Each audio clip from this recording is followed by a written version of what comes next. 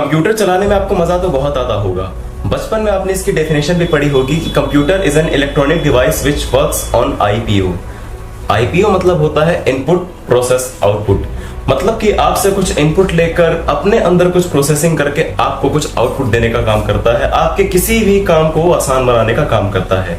अब जैसे कि आपको कोई एप्लीकेशन फॉर्म भरना हो, घर पे बैठकर भर सकते हैं। फ्लाइट की टिकट बुक करनी है, घर पे बैठकर कर सकते हैं। सिनेमा की टिकट बुक करनी है, घर पे बैठकर कर सकते हैं। कोई भी काम आपका होता है तो फिर वो आप डिजिटल प्लेटफॉर्म के थ्रू घर पे बैठकर कंप्यूटर में कर सकते हैं। आप कहीं भी जाएंगे आपको कंप्यूटर ही दिखेगा। आजकल ऑफिसों में भी हर जगह कंप्यूटर में ही काम होता है। और इसके काम की डेफिनेशन हमें इसके फुल फॉर्म से ही पता चलती है, जो होती है common operating machine purposely used for technological and educational research. और आज के टाइम पे आप जो कंप्यूटर यूज करते हैं वो है 5th जनरेशन के। 5th से पहले 4th, 3rd, 2nd, 1st और उससे पहले इसकी इन्वेंशन के बारे में हम पढ़ेंगे अगली वीडियो में। इस वीडियो में आपको पता चलने वाला है कि वो कौन से प्राचीन तंत्र हुआ करते थे, वो कौन से अर्ली डिवाइसेस हुआ करते थे जिनको लोग कंप्यूटर के नाम से जानते थे। इस लिस्ट में सबसे पहला नाम आता है अबेकस का। आपने बचपन में इसका अगर यूज किया हो और आपने बचपन में शायद देखा भी हो कि बच्चे किस तरीके से इसको अपने काउंटिंग के लिए, इसको एरिथमेटिक के लिए यूज करते हैं ताकि उसको आसान बनाई जा सके और उसको आसान तरीके से समझा जा सके। उस टाइम पे भी इसका यही काम हुआ करता था। ये एरिथमेटिक जो टास्क होते हैं उनको करने के काम आता था। मतलब जो कैलकुलेशंस होती हैं, जो बड़ी बड़ी काउंटिंग होती हैं, उनके लिए ये यूज हुआ करता था उस टाइम पे। ये रोमन अबेकस डेवलप हुआ था बेबीलोनिया में, जो कि एक अक्काडियन स्पीकिंग स्टेट था उस टाइम के सेंट्रल साउथर्न मेसोपोटामिया में। वही मेसोपोटामिया जिसे आज हम इराक कंट्री के नाम से जानते हैं। ये टाइम हुआ करता था लगभग 2700 BC। लिस्ट में दूसरे नंबर पे नाम आता है एंटिकिथेरा मैकेनिज्म का।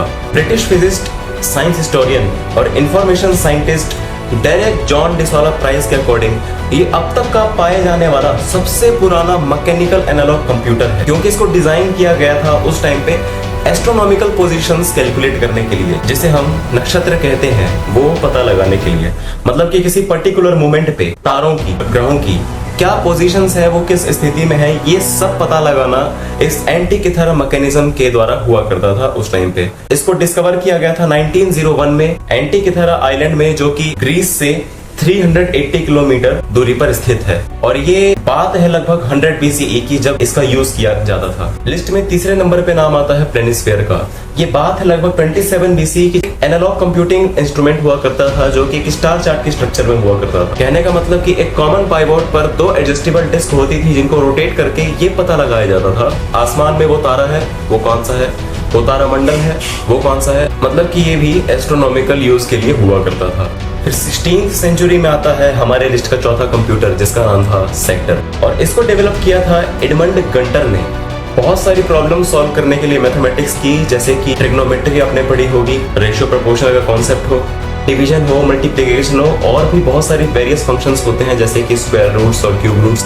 उन सबको सॉल्व करने के ये सेक्टर काम आया करता था। फिर 1620s के टाइम पे आता है स्लाइड रूल, जिसको डेवलप किया गया था इंग्लिश क्लर्जीमैन विलियम आउटरॉ के द्वारा। और इससे क्या होता था कि बड़ी बड़ी मल्टीप्लिकेशन, डिवीजन सॉल्व हो जाया करती थी।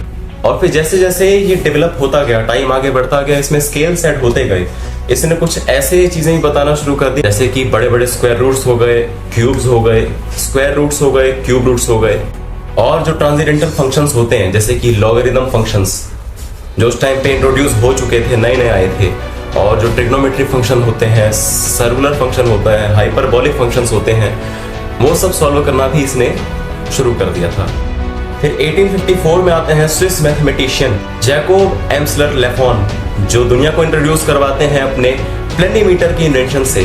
क्लोज्ड फिगर्स जो होती हैं उनका एरिया कैलकुलेट करना, ये एक मैनुअल इंस्ट्रूमेंट हुआ करता है। किसी मैथमेटिकल प्रॉब्लम को व्हील और डिस्क के मैकेनिज्म को परफॉर्म करके अगर आपको कह दिया जाए कि इस प्रॉब्लम को सॉल्व करो, तो क्या आप कर पाएंगे? जी हाँ, मैं बात कर रहा हूँ 1876 में आए विलियम थॉमसन, जो कि ब्रिटिश मैथमेटिशियन थे। उन्होंने इस मैकेनिज्म को इंट्रोड्यूस किया था इंटीग्रेशन को सॉल्व करने के लिए, डिफरेंशियल इक्वेशंस को सॉल्व करने के लिए। और इस कंप्यूटर का नाम दिया गया था डिफरेंशियल एनालाइजर। फिर आते हैं 1890s में स्पेनिश इंजीनियर लियोनार्डो टोरिस क्वेवेडो अपने एनालॉग मशीन्स को लेकर, ताकि जो पॉलिनोमियल्स होते हैं उनके रियल और कॉम्प्लेक्स रूट्स सॉल्व किए जा सके। ये कंप्यूटर का काम क्या होता है? किसी भी काम को आसान बनाना। वैसे ये लिस्ट पूरी थी नहीं, कई ऐसी डिवाइसेस थी जिनके बारे में मैंने आपको नहीं बताया है। क्योंकि मेरे को इनका फंक्शन लगा कि वो बहुत ही मेजर होता है और वो प्रॉब्लम सॉल्व करने में एक बहुत ही अहम भूमिका निभाते हैं। हो सकता है जो डिवाइसेस मैंने छोड़ दिए हैं वो आने वाले टाइम पे मैं आपको बताऊं अपने किसी वीडियो में अगर ज़रूरत पड़े तो आज की ये वीडियो यहीं ख़त्म होती है और अगली वीडियो जो आएगी कि कैसे चार्ल्स बेबेज ने कंप्यूटर की इन्वेंशन करी और कैसे जो कंप्यूटर है वो जनरेशन के हिसाब से, टाइम के हिसाब से अपडेट होता गया और ज़रूरत ही क्यों पड़ती थी इसकी। तो अभी के लिए जय हिंद।